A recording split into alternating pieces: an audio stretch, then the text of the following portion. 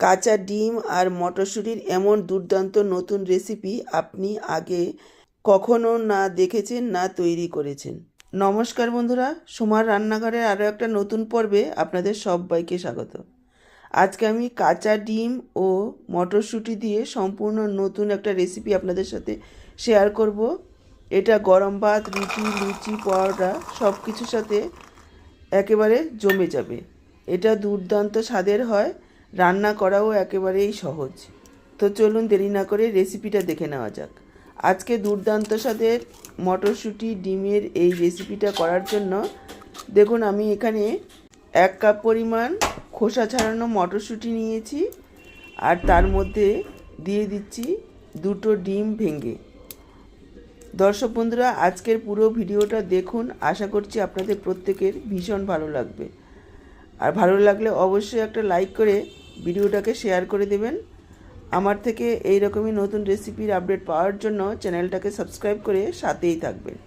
Bell বাটনটা all করে দিলে আমার দেওয়া যে কোনো রেসিপির আপডেট সবার আগে আপনাদের কাছে পৌঁছে যাবে। দেখুন মটরশুঁটির মধ্যে আমি ডিমগুলো ভেঙে নিয়েছি। এবার মটরশুঁটি আর ডিম সব কিছু একসঙ্গে একটা মিক্সচার জারে নিয়ে নিয়েছি। একটু পেস্ট করে নেব, তবে খুব বেশি মিহি পেস্ট নয়। এখানে জলের পরিবর্তে আমরা ডিমগুলোকে ভেঙে দিলাম। যদি আমরা জল দিয়ে পেস্ট করতাম তাহলে অনেক বেশি পাতলা হয়ে যেত। খুব বেশি পাতলা করব না, সেজন্য ডিমটাকেই প্রথমে ভেঙে দিয়ে দিলাম, যাতে একসঙ্গে ফেটানোও হয় আর জলটাও না দিতে হয়। এবার দেখুন পেস্টটাকে আমি একটা বাটিতে ঢেলে নিয়েছি। একেবারে মিহি করে পেস্টটা করবেন না, এভাবে একটু দানা রেখে পেস্টটা করবেন। দেখুন আধা ভাঙা হয়েছে, 2-4টে আবার গোটাও রয়ে গেছে, তাতে কোনো রকম অসুবিধা হবে না। এইভাবে পেস্টটা করলে আমরা যে রেসিপিটা তৈরি করব খেতে বেশি ভালো হবে। আর এদিকে দেখুন নিয়েছি 2টো মিডিয়াম সাইজের পেঁয়াজ, খোসা ছাড়িয়ে নিয়েছি। আর নিয়েছি একটা টমেটোর অর্ধেকটা। টমেটোটাকে এইভাবে একটু বড় বড় টুকরো করে কেটে রেখেছি। আর পেঁয়াজগুলোকে দেখুন এইভাবে একটু ছোট ছোট করে কুচিয়ে নিয়েছি। যতটা কুচি করে কাটতে পারবেন ততই ভালো হবে। এবার যে মিক্সচার জারে আমরা মটরশুঁটি ডিমটা পেস্ট করেছিলাম তার মধ্যে নিয়ে নিলাম টুকরো করে কেটে রাখা টমেটো, 4-5 কোয়া রসুন, আর 1/2 ইঞ্চি পরিমাণ আদা, আর 2টো কাঁচা লঙ্কা। সাথে দিয়ে দিচ্ছি 10-12টা কালো গোলমরিচ। এই গোলমরিচটা দেওয়ার কারণে টেস্টটা অসাধারণ আসবে। এবার দেখুন পরিমাণ মতো জল দিয়ে এইরকম একটা মিহি পেস্ট তৈরি করে সাইডে রাখছি। এবার যে মটরশুঁটি ডিমের পেস্টটা করে রেখেছি তার মধ্যে দিয়ে দিলাম কুচনো কাঁচা লঙ্কা। আমি এখানে 3টে কাঁচা লঙ্কা কুচিয়ে দিয়েছি। ঝালটা আপনারা নিজেদের পরিমাণ বুঝে দেবেন। সামান্য একটু ধনের গুঁড়ো, একটু জিরের গুঁড়ো দিয়ে দিচ্ছি, একটু গরম মশলার গুঁড়ো, আর দিয়ে দিচ্ছি 2 টেবিল চামচ পরিমাণ কুচনো পেঁয়াজ। এবার খুব ভালোভাবে মিশিয়ে নেব। প্রথমে সমস্ত মশলা খুব ভালোভাবে মিশিয়ে নেওয়ার পর এখানে আমি যোগ করে দিচ্ছি বেসন। এখানে প্রথমে 2 চামচ মিশিয়ে দেখব, যদি প্রয়োজন হয় তাহলে পরে দেব। আগে মিশিয়ে দেখতে হবে। খুব বেশি পরিমাণে বেসন একবারেই দিয়ে দেওয়া যাবে না, তাহলে বেসনের টেস্টটাই আসবে, মটরশুঁটির টেস্ট ভালো আসবে না। শুধু বাইন্ডিংয়ের জন্য যতটা প্রয়োজন ততটাই দেব। বেসনটা দেওয়ার পর খুব ভালোভাবে মিশিয়ে রাখছি। আমি কিন্তু এখনও পর্যন্ত কোনো রকম লবণ দিইনি, লবণটা পরে ব্যবহার করছি। লবণ দিয়ে দিলেই সাথে সাথে জল ছেড়ে দেবে, তাতে করে বেসনের পরিমাণটা অনেকটা বেশি লেগে যাবে। লবণ দেওয়ার পর মেখে অনেক সময় রেখে দেওয়া যাবে না, সাথে সাথেই রান্নাটা করতে হবে। বেসনটা খুব ভালোভাবে মিশিয়ে নিয়েছি। এবার গ্যাস অন করে কড়াই বসিয়ে 3 টেবিল চামচ পরিমাণ সর্ষের তেল দিয়ে দিয়েছি। তেলটা খুব ভালোভাবে গরম হয়ে যাওয়ার পর এখানে আমি দিয়ে দিলাম 2 টুকরো দারচিনি আর 2টো এলাচ। এলাচের মুখগুলোকে একটু ফাটিয়ে দেবেন যাতে ফেটে গায়ে না আসে। সাথে দিয়ে দিলাম 1/2 চা চামচ গোটা জিরে। লো ফ্লেমে কয়েক সেকেন্ডের জন্য ভেজে নেব, তবে ফোড়নটাকে ভেজে একেবারে কালো করব না, যাতে হালকা লালচে হয়ে যায় সেই পর্যন্ত আমাদের ভেজে নিতে হবে। যখন ফোড়নের সুন্দর একটা গন্ধ বের হবে এখানে আমি যোগ করে দিলাম পেঁয়াজ কুচি। পেঁয়াজ কুচিটাকে প্রায় 2-3 মিনিট সময় নিয়ে মিডিয়াম ফ্লেমে একেবারে লালচে করে ভেজে নেব। দেখুন পেঁয়াজ কুচিটাকে একেবারে লালচে করে ভেজে নিয়েছি। এবার আমি যোগ করে দিচ্ছি কিছু গুঁড়ো মশলা। দিয়ে দিলাম 1/4 চামচ হলুদ গুঁড়ো, হাফ চা চামচ ধনের গুঁড়ো, হাফ চা চামচ জিরের গুঁড়ো, সামান্য একটু লাল লঙ্কার গুঁড়ো, ঝালটা আপনারা নিজেদের পরিমাণ বুঝে দেবেন, হাফ চা চামচ কাশ্মীরি লাল লঙ্কার গুঁড়ো। কাশ্মীরি লাল লঙ্কার গুঁড়োটা অপশনাল, আপনারা চাইলে নাও দিতে পারেন। এই সময় আমি গ্যাসের ফ্লেমটাকে একেবারে লোতে রেখেছি। গুঁড়ো মশলাটাকে প্রায় 1 মিনিট মতো এভাবে নাড়াচাড়া করে ভেজে নেব। এতে করে তরকারির কালারটা খুব সুন্দর আসবে। যেহেতু কাঁচা লঙ্কা দিয়েছি সেই জন্য লাল লঙ্কাটা অল্প পরিমাণেই দিয়েছি, ঝালটা আপনারা নিজেদের পরিমাণ বুঝে দেবেন। এবার আমি যোগ করে দিলাম পেস্ট করে রাখা মশলাটা। মিক্সচার জারে অনেকটাই মশলা লেগেছিল, মিক্সচার জারটা ধুয়ে অল্প পরিমাণে একটু জল যোগ করে দিলাম। দিয়ে দিলাম পরিমাণ মতো লবণ। এবার মশলাটাকে প্রায় 4-5 মিনিট সময় নিয়ে মিডিয়াম লো ফ্লেমে কষিয়ে নেব, যাতে করে মশলার তেল ছেড়ে আসে। এভাবে নাড়াচাড়া করে ঢাকা দিয়ে দেব, আবার মাঝে মাঝে ঢাকা তুলে নাড়াচাড়া করে দিতে হবে। ঢাকা তুলে নাড়াচাড়া করে আবারও ঢেকে দিতে হবে। এইভাবে প্রায় 4-5 মিনিট মশলাটাকে কষিয়ে নেব। যত ভালোভাবে মশলাটা কষানো হবে ততই কিন্তু ঝোলের টেস্টটা ভালো আসবে। দেখুন প্রায় 4-5 মিনিট সময় নিয়ে মশলাটাকে কষিয়ে নিয়েছি। মশলা একেবারে দানা দানা হয়ে গেছে আর কালারটাও চেঞ্জ হয়ে গেছে, মশলার তেল ছাড়তে শুরু করেছে। এভাবে মশলাটাকে কষিয়ে নেবেন। এবার আমি দিয়ে দিচ্ছি জল। জলের পরিমাণ যতটা ঝোল রাখবেন তার থেকে একটু বেশি পরিমাণে দিতে হবে। জলটা দেওয়ার পর খুব ভালোভাবে মিশিয়ে নেব।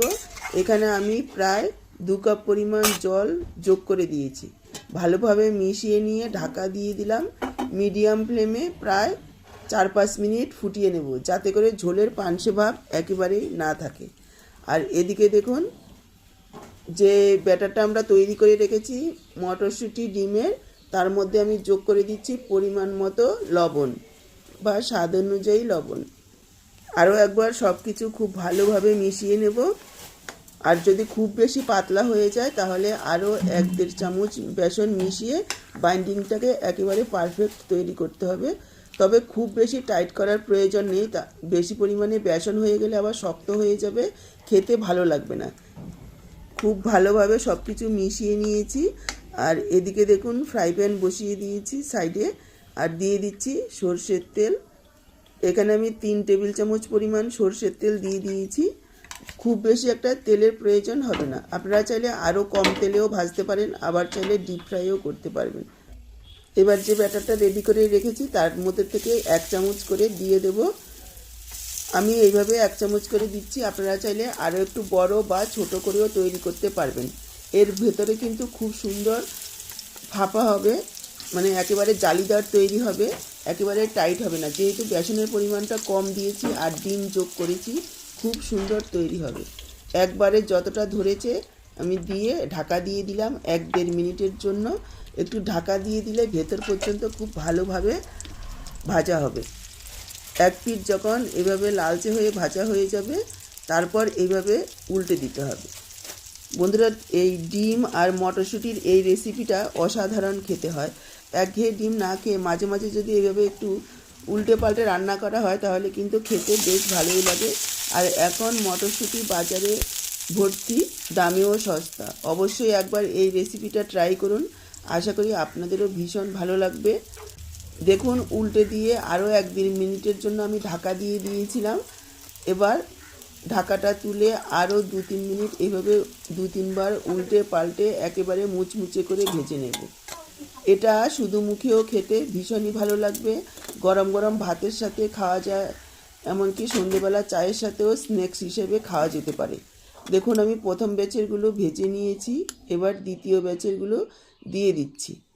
ঘরে যদি বাচ্চা কাচ্চা থাকে 2-1টা তুলে যদি একবার খেয়ে নেয় বারবার খেতে চাইবে, দারুণ টেস্ট হয় এবার এটা খেতে। মিডিয়াম লো ফ্লেমে রেখেই ভাজবেন, এতে করে ভাজাটা খুব ভালো হবে। খুব বেশি হাই ফ্লেমে ভাজলে কালারটা চলে আসবে, ভেতর পর্যন্ত খুব ভালোভাবে ভাজা হবে না। দ্বিতীয় ব্যাচের বড়াগুলো দেওয়ার পর ঢাকা দিয়ে দিলাম, ভাজা হতে থাকুক। দেখুন প্রথম ব্যাচেরটা দেখিয়ে দিচ্ছি কতটা জালিদার তৈরি হয়েছে, একেবারে ফাঁপা। এর ভেতরে মশলা ঝোলটাও খুব ভালোভাবে ঢুকে যাবে, খেতে ভীষণই ভালো হবে। প্রথম ব্যাচেরটা যেভাবে ভেজেছি দ্বিতীয় ব্যাচেরটা ঠিক একইভাবে উল্টে পাল্টে ভেজে নিচ্ছি। মোটামুটি 4-5 মিনিট সময় লাগে এক এক ব্যাচ ভাজতে। এবার দেখুন, এদিকে প্রায় 4-5 মিনিট ঝোলটাকে খুব ভালোভাবে ফুটিয়ে নিয়েছি। এবার আমি প্রথম ব্যাচে যেগুলো ভেজেছি সেগুলো ঝোলের মধ্যে দিয়ে দেব, আর দ্বিতীয় ব্যাচেরগুলো শুধু খাওয়ার জন্যই রেখে দেব। দিয়ে দিলাম বড়াগুলো। এখন মনে হচ্ছে ঝোলটা অনেকটাই বেশি, কিন্তু ঝোল বেশিরভাগটাই টেনে নেবে, রান্নার পর দেখতে পাবেন। যেহেতু ডিম বেসন দেওয়া রয়েছে অনেকটাই ঝোল টানবে। এখানে আমি সামান্য কয়েক দানা চিনি দিয়ে দিচ্ছি, এতে মিষ্টি হবে না, স্বাদটা ভালো হবে। আরও একবার সব কিছু খুব ভালোভাবে মিশিয়ে নিচ্ছি, আর যারা চিনি পছন্দ করেন না তারা স্কিপ করবেন। মিশিয়ে নিয়ে ঢাকা দিয়ে দেব প্রায় 3-4 মিনিট মিডিয়াম ফ্লেমে রেখে দমে রান্না করে নেব। দেখুন প্রায় 3-4 মিনিট রান্না করে নিয়েছি। কতটা পরিমাণে ঝোল টেনে নিয়েছে, এর জন্য প্রথমে ঝোলের পরিমাণটা বেশি পরিমাণে দিয়ে দিতে হবে। কেননা যদি ঝোল টেনে নেওয়ার পর একেবারে শুকনো হয়ে যায়, তারপর ঠান্ডা জল মেশালে সেই টেস্টটা কিন্তু আর পাওয়া যাবে না। দিয়ে দিলাম একটু ধনেপাতা কুচি। আমি এখানে আর গরম মশলা দেব না, যেহেতু ফোড়নে দিয়েছি সেই গন্ধটাই ভরপুর রয়েছে। আপনারা চাইলে দিতে পারেন। এখানে আমি যোগ করে দিলাম কিছুটা ফ্রেশ ধনেপাতা কুচি। আরও একবার সব কিছু মিশিয়ে নিলাম। এবার ঢাকা দিয়ে 5 মিনিট রেখে দেব, গ্যাসটাকে অফ করে। তারপর সার্ভ করব। দেখুন 5 মিনিট পর সার্ভ করছি। একেবারে তৈরি আমাদের কাঁচা ডিম দিয়ে মটরশুঁটির একেবারে নতুন ইউনিক দুর্দান্ত স্বাদের রেসিপি। আজকের এই রান্নাটা দেখে যদি ভালো লাগে অবশ্যই একটা লাইক করে শেয়ার করে দেবেন, যাতে সবাই দেখতে পায়। চ্যানেলটাকে সাবস্ক্রাইব করে সাথেই থাকবেন। আজকে এই পর্যন্ত, আবার চলে আসবো এরকমই নতুন কোনো রেসিপির সাথে। সবাই ভালো থাকুন, সুস্থ থাকুন। আপনাদের সবার সুস্থতা কামনা করে এখানেই শেষ করছি। সবাইকে অসংখ্য ধন্যবাদ।